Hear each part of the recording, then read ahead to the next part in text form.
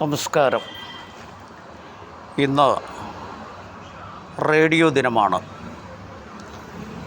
Radio ഇല്ലാത്ത വീടുകൾ വളരെ ചുരുക്കമാണ്. പഴയ കാലത്ത് ടി വിയെ ആശ്രയിക്കുന്നതിലും കൂടുതൽ റേഡിയോ ആണ് നമ്മളെല്ലാവരും ഉപയോഗിച്ചുകൊണ്ടിരുന്നത്. അന്നും ഇന്നും റേഡിയോയ്ക്ക് വളരെ ഡിമാൻഡാണ്.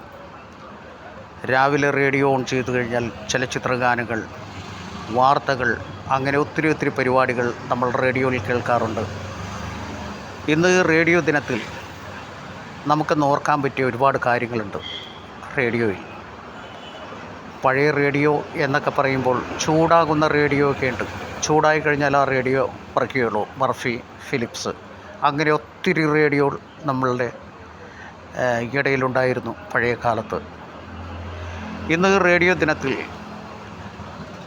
നമുക്ക് ആകാശവാണി വാർത്ത വായിക്കുന്ന രാമചന്ദ്രനെ ഒരല്പനേരത്തേക്ക് വാർത്ത വായിക്കുന്ന ഓർമ്മകളിലേക്ക് നമുക്ക് കൊണ്ടുവരാം. റേഡിയോ ദിനത്തിൽ അദ്ദേഹത്തെ സ്മരിക്കാനും പറ്റിയ ഒരു ദിവസമാണ്.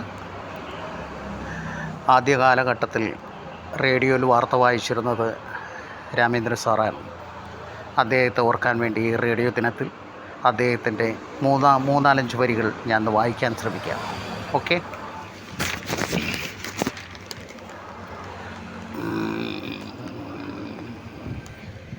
ആകാശവാണി വാർത്തകൾ വായിക്കുന്നത് രാമചന്ദ്രൻ. ബോംബെ നഗരത്തിൽ ഒരു സ്വകാര്യ ബസ്സും വാനും കൂട്ടിയിടിച്ച് പൂർണ്ണ ഗർഭിണിയായ തക്കാളിയെ ഫയർ പൊട്ടി മരിച്ചു.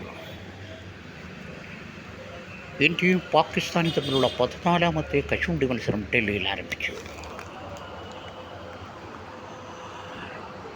ഇന്ത്യ റിസർവ് സൈനികർ തിരിച്ചു വിളിച്ചു ഇസ്രായേൽ.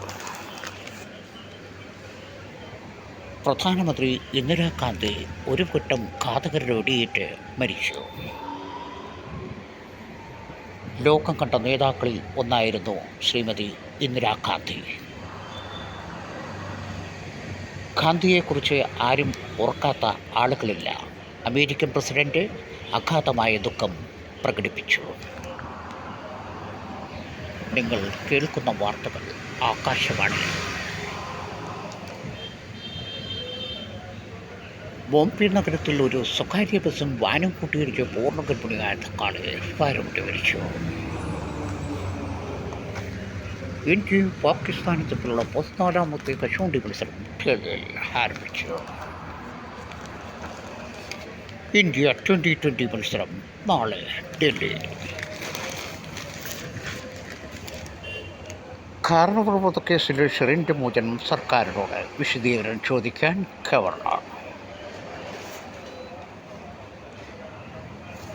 വാർത്തകൾ ചുരുക്കത്തിൽ. ബോംബെ നഗരത്തിലെ ഒരു സ്വകാര്യ വാനിൽ കൂട്ടിയിടിച്ച് പൂർണ്ണ തക്കാളി ഫയർ പൊട്ടി മരിച്ചു. ഇതോടെ വാർത്തകൾ കഴിഞ്ഞു. അല്പസമയത്തിൽ ഇംഗ്ലീഷ് വാർത്തകൾ കേൾക്കാം.